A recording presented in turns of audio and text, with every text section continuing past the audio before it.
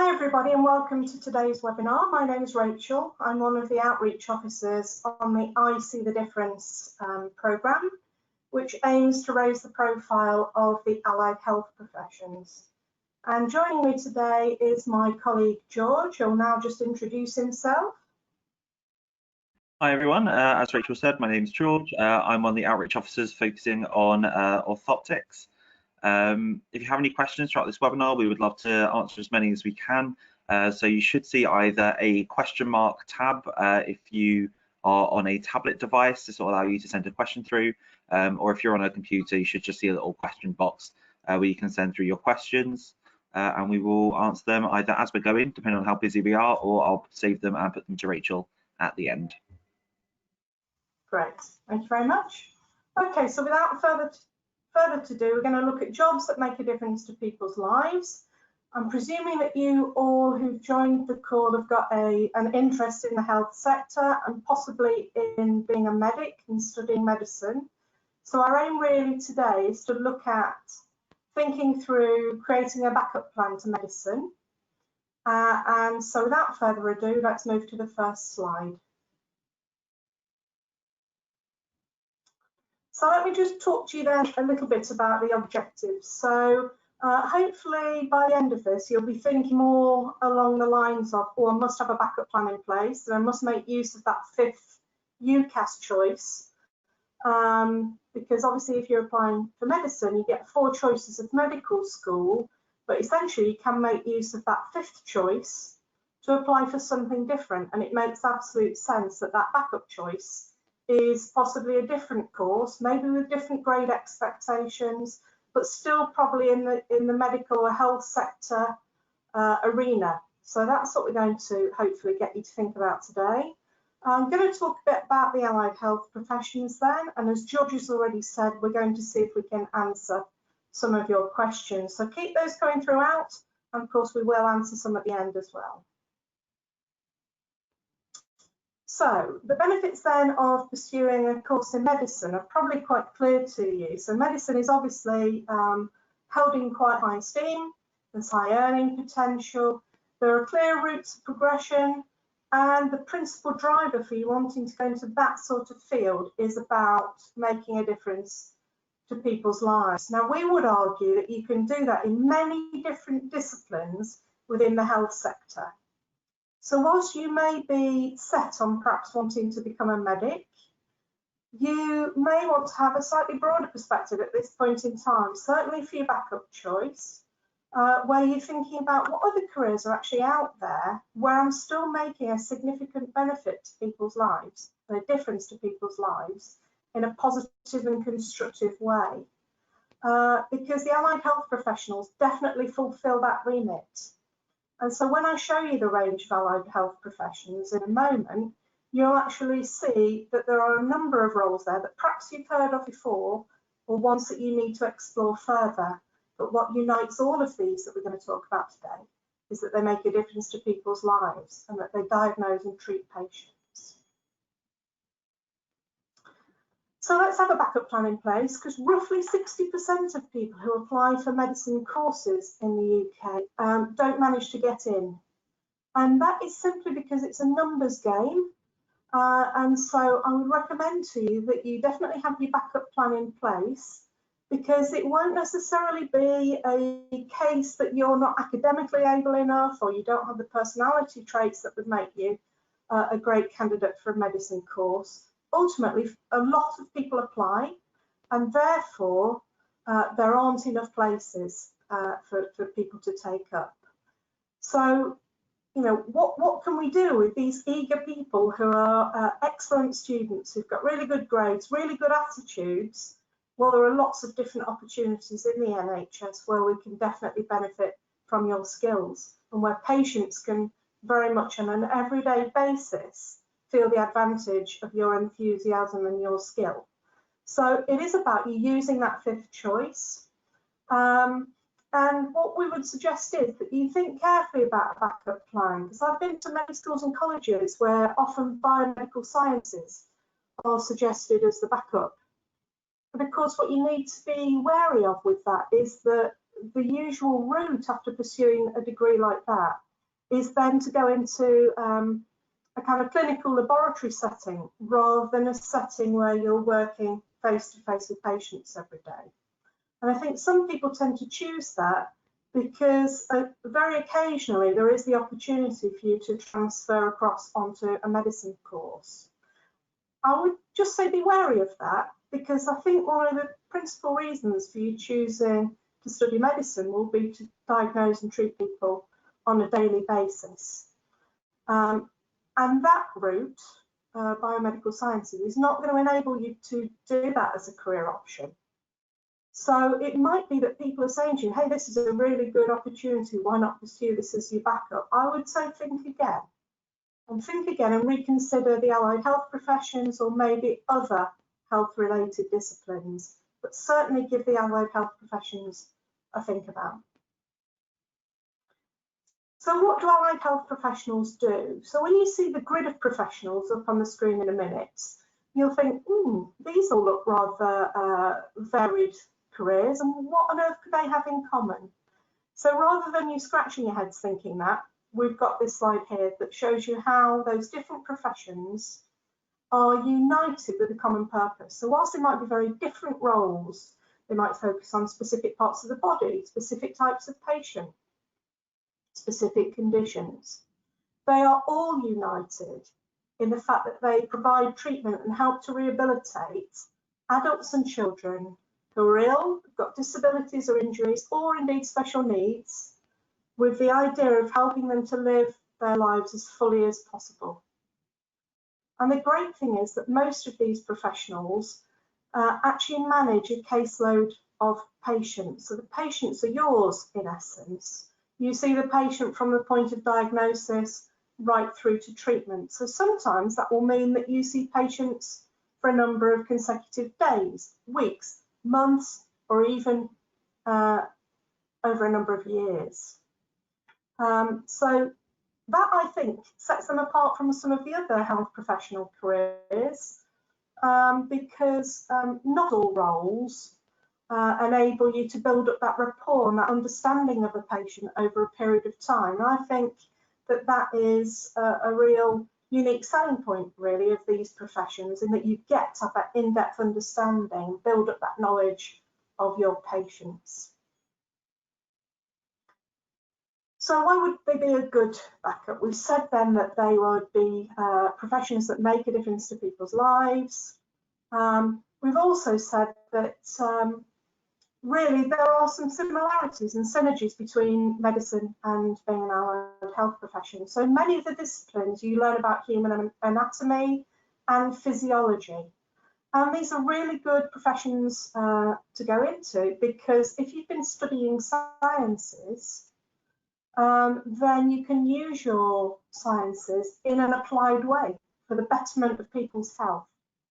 So they do make sense as backup options, I think. Here they are then in their full glory. You can see the range of professions, and some of them may be familiar to you. There are going to be a few of these that we're going to talk about in more depth. And actually, one of the things that we like to do is to cluster these professions into subgroups, so that actually it helps them to stick more in your own mind.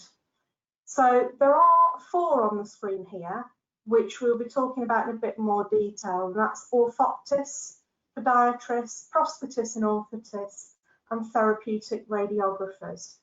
And those are the professions which we have the greatest need for at the moment, because not enough people know about them, and therefore they're not choosing them. So do take the time to find out more after today's presentation webinar. Do take time to find out more about those particular 4, but of course there may be some others out of the 15 on the screen which are also of interest to you. Now, guaranteed on the screen there are a couple that you've already heard of. So most people have heard of paramedics, and most people have heard of physiotherapists. So we're not going to dwell too much on those 2, because we think, based on our experience of going out and speaking to young people, that there's quite a good awareness of those roles already. So So I've given you a chance there just to have a look at the names on the screen. And now we're going to move on. So I talked about clustering these roles then into specific subcategories to help them stick in your mind. So the first category really for us to look at are the allied health professions that use techniques to help other people express themselves. So you've got art, music and drama therapists there.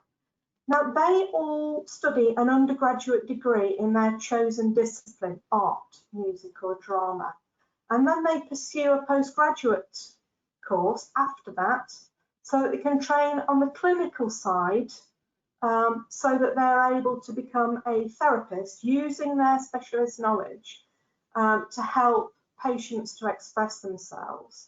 Now, it might be that their patient group could be of all ages. They might be young people, they might be older adults, they might be people with special needs. They might be people who've experienced trauma.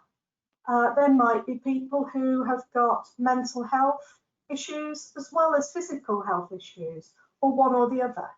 And the idea is that through their discipline, what they can help you to do as the patient is to draw you out of yourself, to give you a creative outlet to express yourself, with the view that it's a therapeutic benefit to you, and it should help you to open up and discuss issues that you have about your condition, which might be things like having very low self-esteem or low self-confidence, or it could be that you are recovering from a condition that has affected now long-term your capacity to communicate or your capacity to be socially involved in social settings. So they use their discipline then in a positive way, creatively, to support patients with a range of conditions. Now they're a bit different to speech and language therapists. So speech and language therapists do an undergraduate degree in speech and language therapy. So these are the professionals that can help people to learn how to speak in a manner which the majority of us might expect to start to do well from the age of about 1, when we begin to babble as a small child. Now, not everybody develops at the same rate and as quickly as another person. So it's not beyond reason that a 4, 5, 6-year-old might have delayed speech development, and therefore they may have been referred to a speech and language therapist to support them further with the development of their speech. However, it's not just children that speech and language therapists would be working with. So they may also be working with adults who perhaps have lost the capacity to communicate in the way that they once could. Let's think about a patient perhaps who's had a stroke. So the stroke can affect the muscles in the face, and therefore that can mean that the speech then can become slurred. And so speech and language therapists would work with that patient to try and rebuild the confidence and also the capacity to maintain and preserve the speech that they've got, and perhaps to work on strengthening the capacity to speak and on being lucid.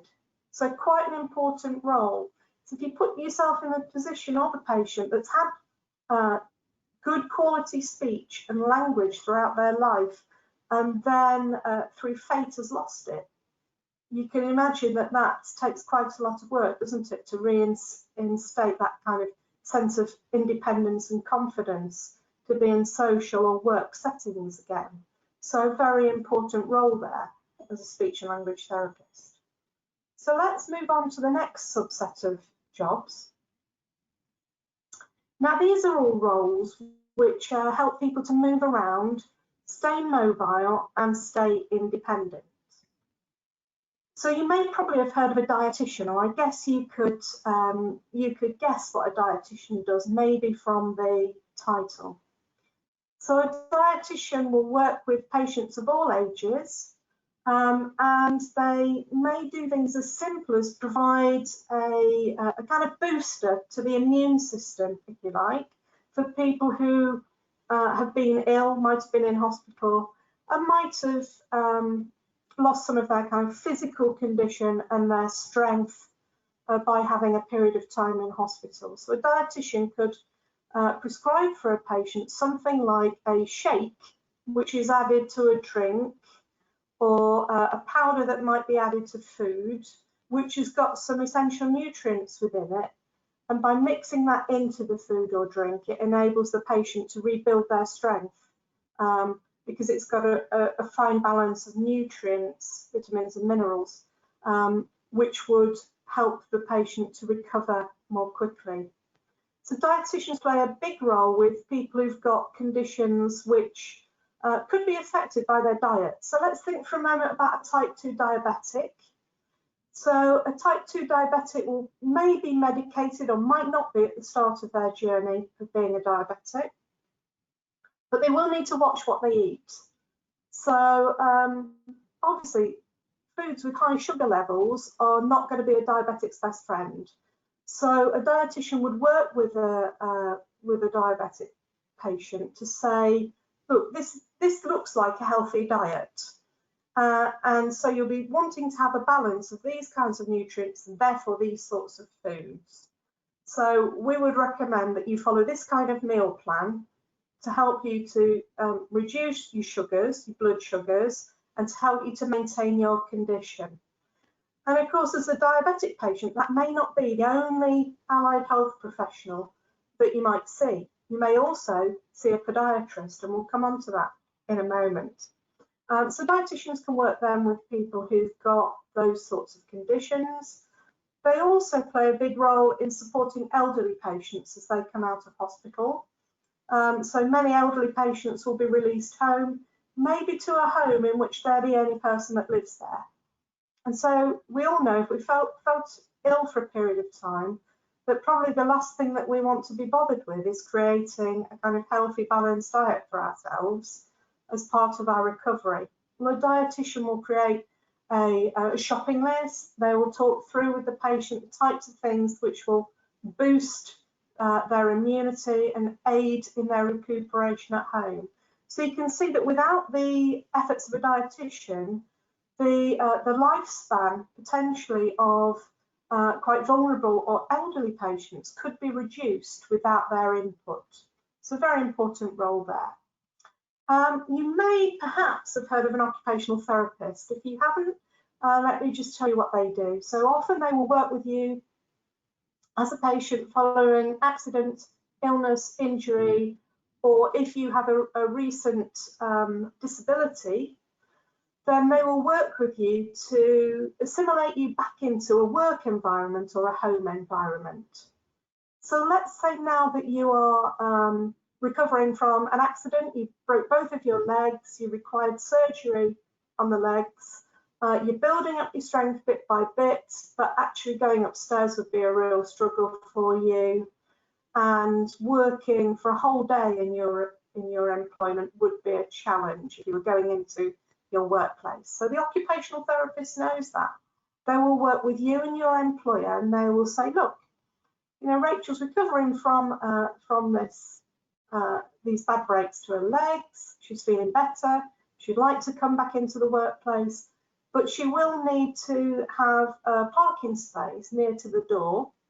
And also, rather than working on the third floor that she normally works on, she would like to work on the ground floor for a period of time to just make things easier for her.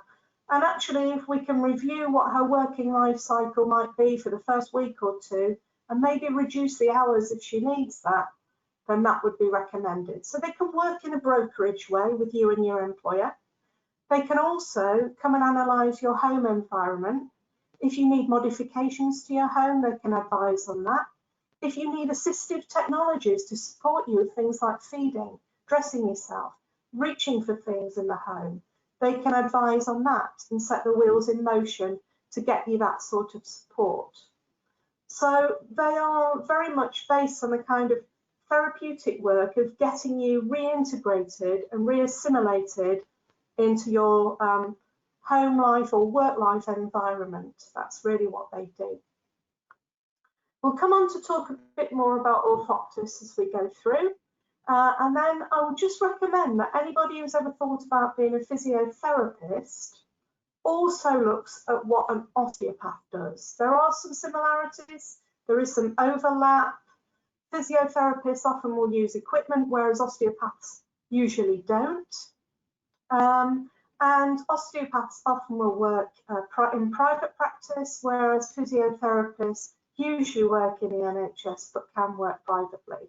There is similarity there. You've probably heard about physiotherapists more if you're interested in sports, because usually during injury time you might have seen a physiotherapist jogging onto the pitch to address some issues which players might have picked up by perhaps pulling a muscle or something like that whilst they've been in play. So they are better known in the sense that they often work in the sports arena. But do check out what osteopaths do, and then you can compare and contrast both and think about whether either of those could potentially be your backup choice. A podiatrist I'm going to talk to you about a little later as well.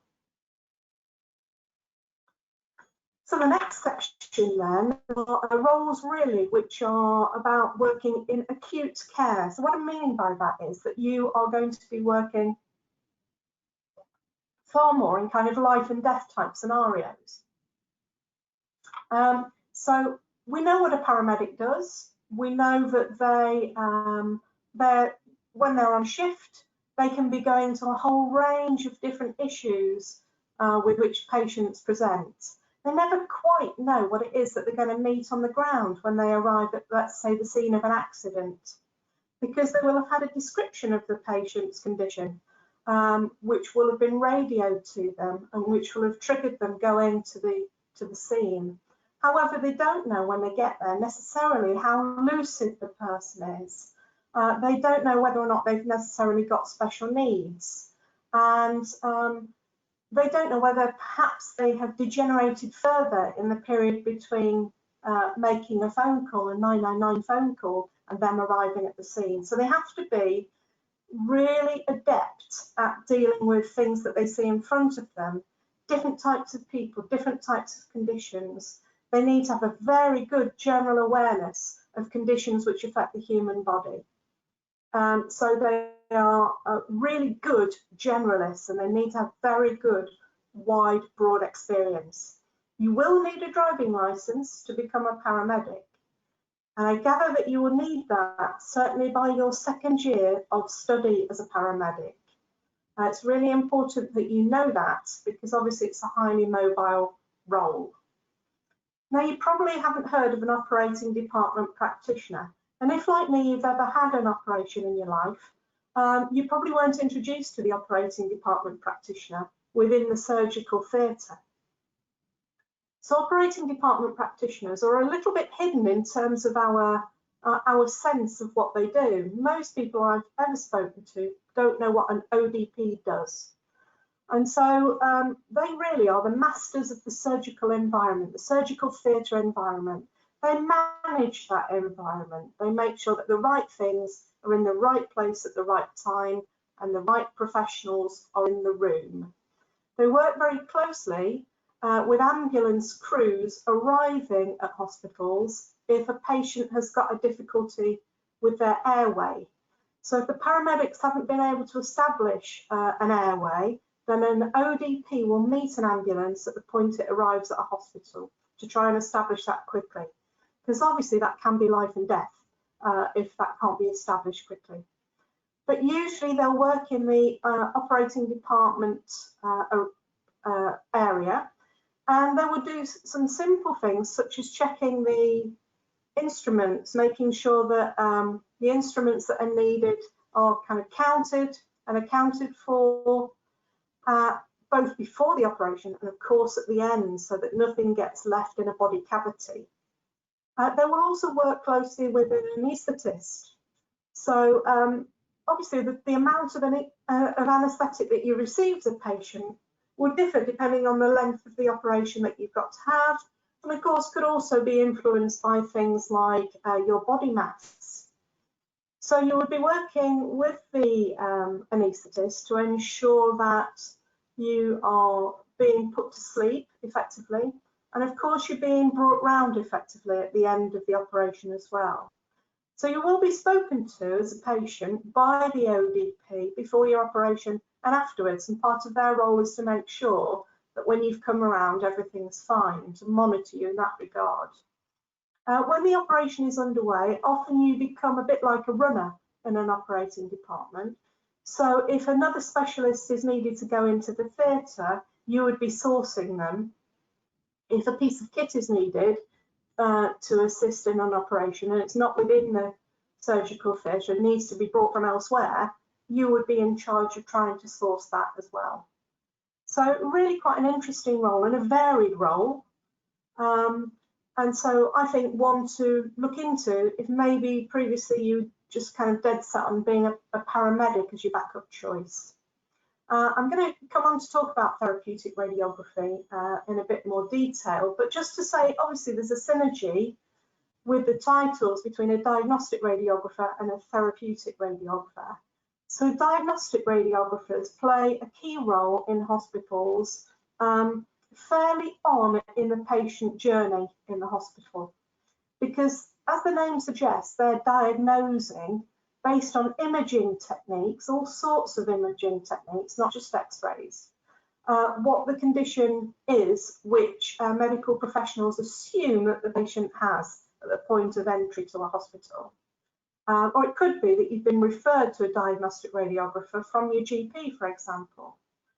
So there'll be inpatients and outpatients, which the diagnostic radiographer will be working with. So their role is quite critically important, because whilst they'll see you at the beginning of a diagnosis and probably not see you again after that, because you'll be referred on everywhere, their diagnosis based on the evidence that they receive through their imaging work will inform the treatment that you go on to have as a patient. So they play a very important role. They're a cog in the wheel towards the start of the diagnosis process, but a very important role which will then inform what happens to you next. Okay, let's move on. So I mentioned at the start that these are the professions then with a UK shortage, and we will be coming on to talking about those in particular. They mainly just suffer from a bit of a lack of awareness. So because there's a lack of awareness of what these professions do, then people don't necessarily choose to go into them. And I think it's as simple as that, because usually when we're out and about talking to people about these careers, they are interested in finding out more. So I think it's probably just a PR thing, really, or just having complicated titles where you can't necessarily guess what the job is about. So I'm going to come on then to sort of itemise out what those four professions do to give you a bit more of a flavour. So orthoptists then are specialists, specialists of the eyes, but they are not opticians. So they're not principally interested in whether or not you're long or short-sighted. That's not their role. So that would be a role which would be performed by somebody perhaps working on a high street in an optician's. Orthoptists aren't those professionals. So what they're interested in is basically how the eyes move and how they're aligned together as a pair. And they're interested in how the brain controls the eyes, really. So it's that sort of dimension of work that they're interested in. They will work with all sorts of people to try and correct these issues with their vision. So they might work with people who are young. So for example, they might work with children. They might work with them where they come into a school, they screen the children's eyesight, and they try and catch problems early. Because there are some sorts of conditions which, if they're not caught early, like for example having a lazy eye, then as you progress through your childhood to the last stages of your childhood, that's then too late to really remedy and correct that vision defect. So they are about early diagnosis of problems, as well as then reacting to problems that patients might have with their vision maybe in later life. So they will work with patients who just have vision difficulties, but they will also work with patients who don't just have the vision problem, but have got other physical or mental health issues as well, which have either impacted on their vision or which are aside from that. So, for example, we mentioned already the stroke patient. So a stroke patient would have difficulty communicating because one of the sides of the face would drop, and therefore it would affect the way in which they would communicate. So if they get referred to an orthoptist for a vision issue as well, which could be likely, then the orthoptist would need to make provision for the fact that their speech may be slurred and that they might have trouble communicating, so they need to be very patient, for example. And they would need to make time for the patient so that they could make themselves understood. But they would be looking to try and preserve the vision of that patient or to extend their vision for a period of time following that kind of illness. So some people will be referred then to an orthoptist if it's just a vision difficulty. Some will be referred if it's part of a broader suite of conditions brought on by something like a stroke. And so your work life will be very varied in terms of the types of patients that you will see. Kind of things that they could prescribe for you are patches. So, for example, if the patient's got a lazy eye, they would be prescribing a patch to cover the stronger eye to enable the weaker eye to work that bit harder.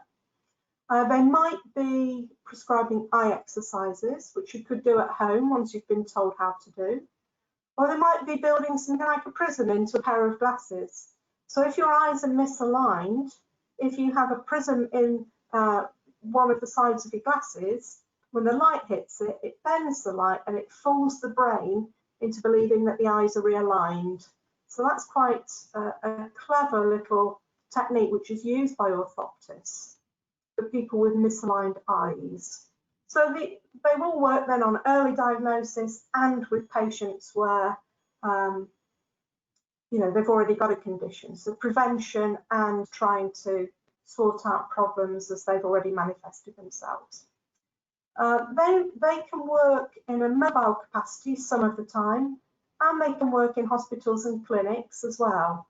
And there are opportunities to pursue specialisms, and also there are opportunities to work privately should you wish. Let's move on. Let's talk about what podiatrists do. So, podiatrists are lower limb specialists. They are interested in the ankles and the feet. Principally, they want you to maintain and preserve your mobility and your independence for as long as possible without pain. So they will treat a whole range of things from corns, calluses, ingrown toenails, fungal nail infections, through to really complex matters to do with the musculoskeletal features of the foot. And they really are very complicated parts of the human body. And we walk around about 150,000 miles on these feet, propping us up in a lifetime. So you can imagine that the potential for things to go wrong if you're walking that amount is high. And, it's really quite imperative on all of us to try and look after our feet, and probably not the part of the body that you would normally or naturally most care for. Really, we should be a bit more sensible about that. So actually, I would treat dance injuries and sports injuries. If you think about a dancer, for example, using their feet in quite unnatural ways, then, obviously that can then impact, can't it, on the health of the foot.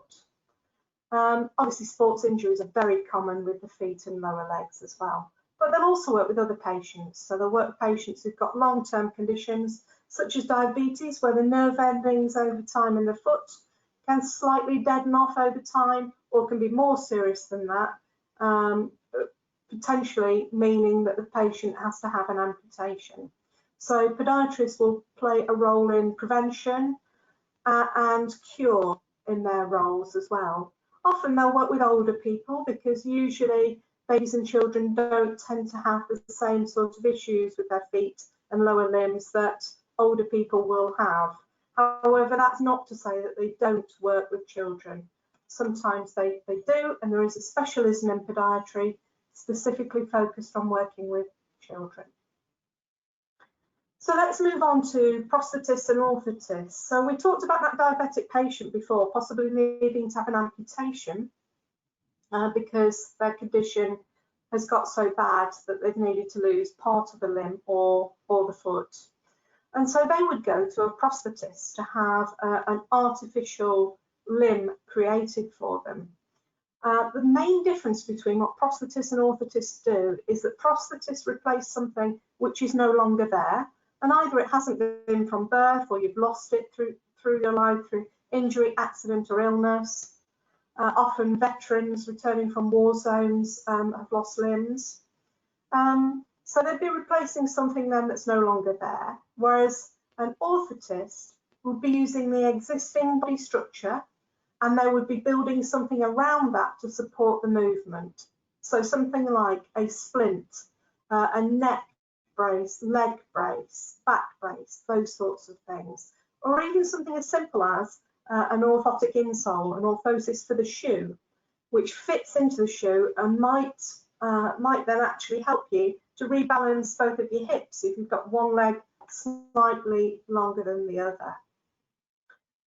They will measure patients and they will then design devices using CAD and CAM technology, which are designed to fit to the patient's individual contours. So it's not a case of kind of just lifting something off the shelf and saying, oh, that will do for that patient. Usually things are highly bespoke and highly tailored to a patient's needs. So this is the kind of profession where you definitely on your caseload would see people over a number of years rather than in a number of days or weeks, because you will, for example, the patient on the screen there, if they were to grow further or if they've been younger when they needed that limb, a replacement limb, as they grow, their needs will change. And of course, technology advances as well. So that limb fitted to that patient probably won't look like that in 10, 15 years time. So it is very much a problem-solving role, either of these, and you study both at university on the same course, and then you choose which specialism you want to go into afterwards. But you need to be a problem solver, and you need to be interested in design, and obviously in being a clinician as well. And that's quite important that you know that. So let's move on. So a therapeutic radiographer uses sophisticated technology like the Linac machine on the left of your screen that you can just see there. So the bit to the right of the screen is the kind of bed that a patient would lie on. So they can tilt on that, they can be sitting up, they can be in a kind of reclining position, they can be flat. And the bit that almost looks like a shower head, this is the bit that will administer the doses of radiation. And that can turn, so actually it can turn to go under the patient and you can receive the dose of radiation through that bed if it's particularly hard to reach cancer, which might affect the back of your body. It can actually turn in that way. So therapeutic radiographers usually work in teams of 2, but they can work in teams of up to 4 people. Often they will work with other AHPs. For example, dietitians or physios who are trying to get that condition in patients who've been admitted to hospital, trying to rebuild that physical condition to enable them perhaps to withstand a period of time propped up on the bed to be able to receive their treatment. So they won't just work in isolation, they will work with other allied health professions as well. The majority of the time they're treating cancer, however, there may be other conditions that they would treat as well. They're mathematically accurate, our therapeutic radiographers. They're interested in physics, they're interested in maths, they're interested in the use of sophisticated machinery and in developments in that area over time. What I would say is that you need to be quite a resilient person to pursue this particular role. So the majority of your caseload with survival rates now for cancer patients are going to survive, or you're going to be able to extend their lives. However, there will be patients on your caseload for whom there will need to be difficult conversations with the medical team to actually say, look, this treatment's not going to work any longer for you. So you need to be able to brace yourself for that, because clearly we want therapeutic radiographers coming back the next day and the next after that and the next after that to carry on doing their role. So if you're somebody that's very, very emotional, if you're going to be breaking down all the time, then this probably isn't a role for you. That's not to say that we don't want people who are empathetic and who are going to treat patients with kindness, but you need to have that physical and mental resilience. So I'm just going to flash up on the screen for you now a patient's journey, so that you can actually see how many kind of medical professionals touch a patient as they go through their journey in a hospital environment. So I'm going to give you a moment to read this through as I click through.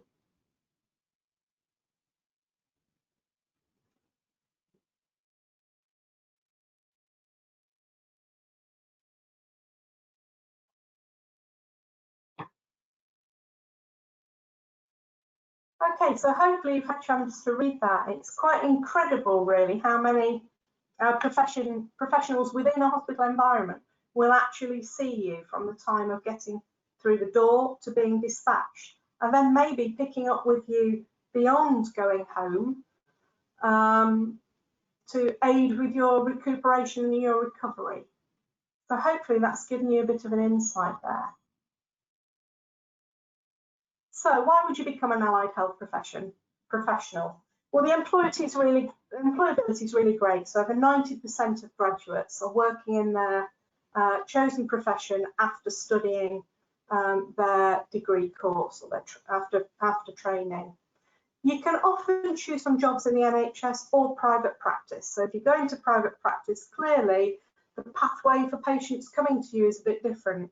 So you would also need to be an entrepreneur and a bit of a small business owner if you wanted to work in private practice.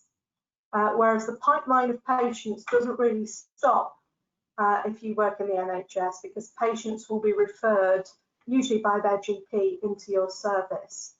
Often you will work core daytime hours, usually Monday to Friday, 9 to 5. There are some jobs which work shifts. So, for example, therapeutic radiographers and paramedics, they will often work shifts, but a lot of them do work Monday to Friday, 9 to 5. There will be some opportunities to work overseas for some of the professions. And as we said before, you manage your patients and your caseload. So that's something which is quite interesting for many applicants for these kinds of career. There are lots of opportunities to specialise in areas that probably will interest you, and the entry requirements will be lower than they are for medicine. So we're looking at a range, really, and it's for you to do that bit of further research to find out exactly which course has what kind of entry requirements. But we're looking, roughly at those grades which are on the screen, so somewhere within that band. And also there is a return of the NHS grant, which we'll come on to talk to you about as well. So there are different routes into the professions. Now, the main route that people choose, other than if they were going to study for art, drama and music therapy, where you've got to do your undergraduate degree first in that specialism and then do a postgraduate degree, the main route that people choose is to pursue an undergraduate degree. There are apprenticeships, degree apprenticeships coming on stream all of the time. However, not all of the disciplines that we've mentioned today actually have apprenticeships, and there may not be an apprenticeship necessarily in your local area if you want to stay at home and pursue an apprenticeship local to you. So do please check that out. Don't just assume because I've given you the words of caution that there's not an apprenticeship for you in your chosen discipline in the area where you reside. Do check that at apprenticeships.gov.uk. Main route though is to pursue an undergraduate degree. On our course finder, iseethedifference.co.uk/course finder, you will find a map of the UK showing the universities which offer the different courses to pursue. From that, you click into the different universities, they will give you information specific to that course. And they'll also give you a contact as well. So if you've got queries specifically about some of the courses or about specific universities which are offering the courses, then please contact the admissions tutors.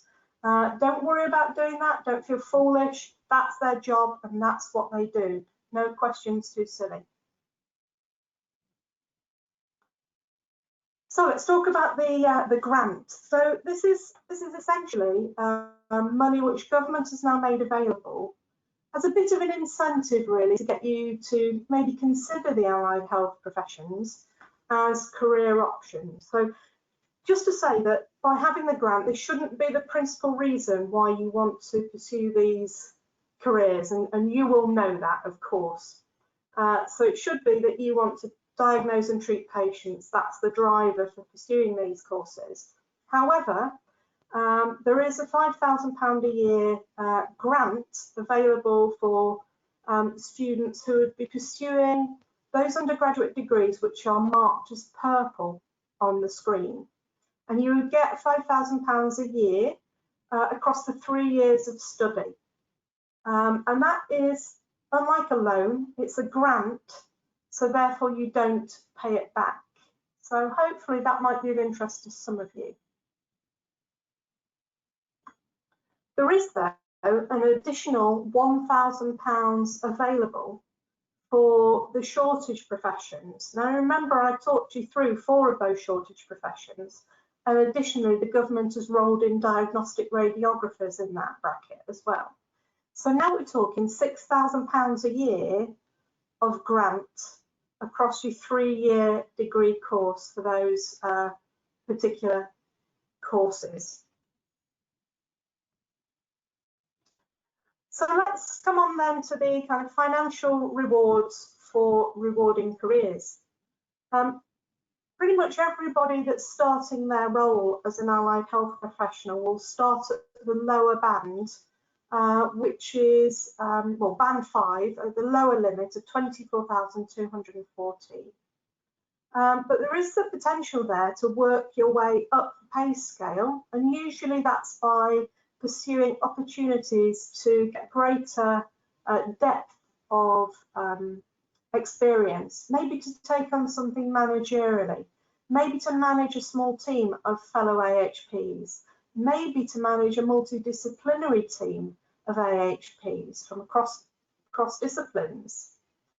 Or it might be that you're going into research or teaching or senior management, and therefore you could work your way up the salary bands. So part of your research that you should do really beyond today's presentation would be to compare the salaries that you could get by being an AHP with what a doctor potentially could earn. Now, these are salaries which are NHS salaries. So as we've said before, you do have the opportunity, if you want, to work privately, much as doctors would also have that opportunity too. And so clearly, when you're working for yourself, you can demand the kinds of fees that you want patients to pay. So what a number of professionals will do is they will work some of the time in the NHS and some of the time privately, or they may decide to work fully in the NHS. And of course, that's in the NHS, that's where we desperately need professionals of all different types who are allied health professionals and the other professions in the NHS. That's where we really need people to concentrate their focus. But there are opportunities to work privately as well and to earn in excess, therefore, of what it shows on the screen there. So thank you very much for listening. There are a few places now to look for more information beyond the webinar. Please go to our campaign website. I'd recommend that you go to the Step Into the NHS website and pursue the quiz there. There are 30 questions posed of you, and then what happens is that from the database of 350 clinically focused jobs within the NHS, it throws up for you 5 to look at, and then you can drill down into those and find out some more. So potentially, following today's session, where you've learned about 15 professions, you could potentially find out about 5 more by doing that quiz. And then you can find lots of different role profiles by going onto the Health Careers website. I really recommend that. You find out some more about things like case studies to help form that picture of what these real life professionals are doing in their daily careers. So thank you very much for listening. I think we are going to take some questions now, George. So don't have any questions coming just yet. So if anyone has any questions they would like to ask before we finish up, feel free to, you can send them through quickly. Yeah, currently you must have done a very good job. All questions answered. Gosh. Just to say as well that when you signed up, I believe that you've had our campaign brochure, the I See the Difference campaign brochure. And then I think in the coming days as well that there will be recordings of these webinars on our campaign website. So if you know of friends or other people who might have been interested maybe in thinking about a backup but weren't able to dial in today, please do encourage them to go to our website where you'll be able to find those videos. Anything come through, George? No, nothing's come through, so I think that's probably it. Right. Okay. So without further ado, we will be sending a feedback questionnaire to you. If you could complete that, that would be great. It really helps us to improve matters further.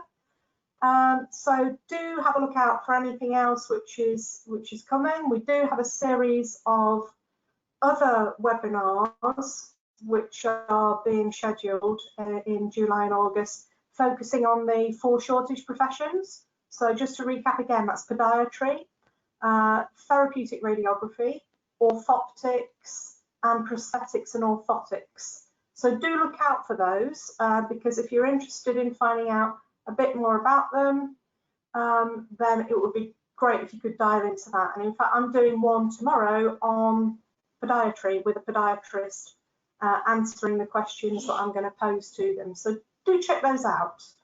But thank you for listening, and I hope you have a lovely rest of the day. Thank you very much, and thank you to George. Bye.